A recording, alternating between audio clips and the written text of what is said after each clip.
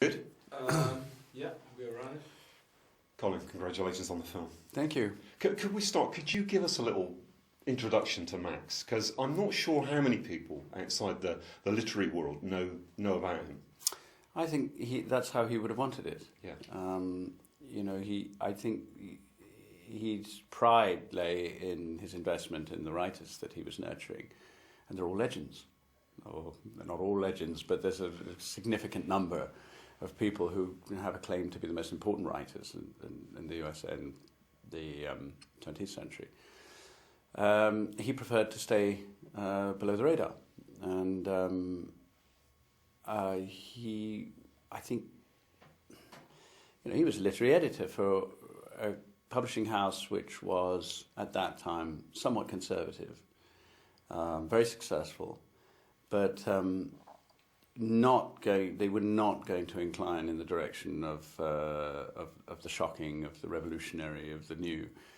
And the writers that Maxwell Perkins was discovering were exactly that. And to look at him and to listen to him, you wouldn't have put him down as a radical. Yeah.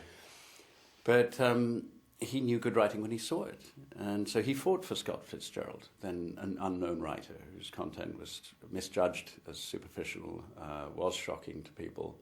Likewise Hemingway, and perhaps even more Thomas Wolfe. And he fought for them. And he had this sturdy and steady consistency about him, which I think masked a real courage, a really sort of a progressive nature. But his nurturing of these writers wasn't just on a professional literary basis. It was profoundly personal as well. Mm. And the relationship with Woolf, which the film focuses on, was particularly poignant and difficult and wonderful and rewarding. All those things, wasn't it? Well, I think Woolf's the most extreme example of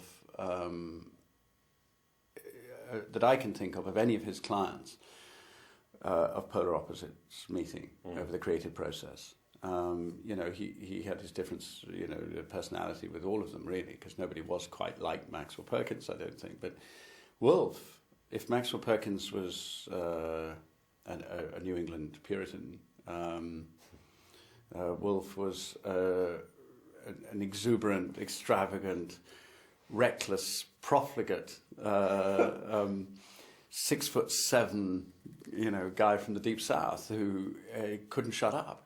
Maxwell Perkins was not known to open his mouth more than necessary, and Woolf was not known to take a breath very often. I think they appealed to each other because of the famous attraction of opposites. But I also think there was something of the other in each. And I think that Perkins took vicarious pleasure out of Woolf and was exhilarated by him. Yeah. He also had 4 daughters but no son. And I think that there was that kind of relationship, right? On one level, father-son. Definitely. Yeah. And Woolf had a father fixation. I mean, it's one of the motifs that runs through the immense expanse of his writing. It keeps talking about fathers. And what was it like to play? I mean, you know Jude. What was it like? Because it is this wonderful sort of dueling wit, and it's fantastic to watch. By two completely different men using different means to fight. And that was the interesting and slightly tricky thing to find out, because it's obvious who they are in themselves.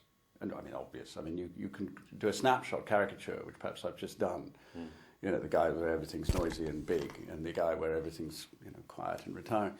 But how you put those together and make scenes where they're arguing, when one shouts and one barely talks, what kind of scene do you have? So we had to find a way where, as best as we could, where there was actually a communication which reaches an audience.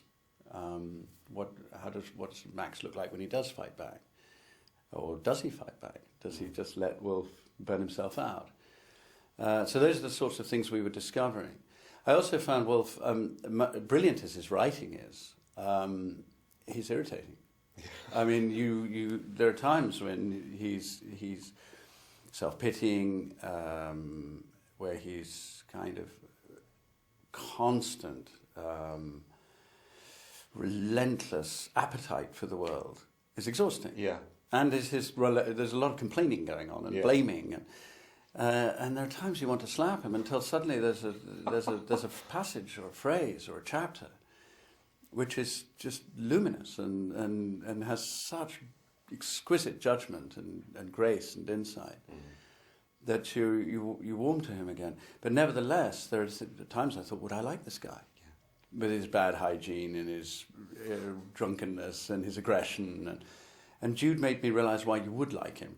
You know, I think Inhabited by Jude, there's this. He endowed him, I think, with something of a childlike quality and a vulnerability, which offset all that, vulgarity. Absolutely. Thank you, Colin. Thank you. A real pleasure. Thanks. Thanks, guys.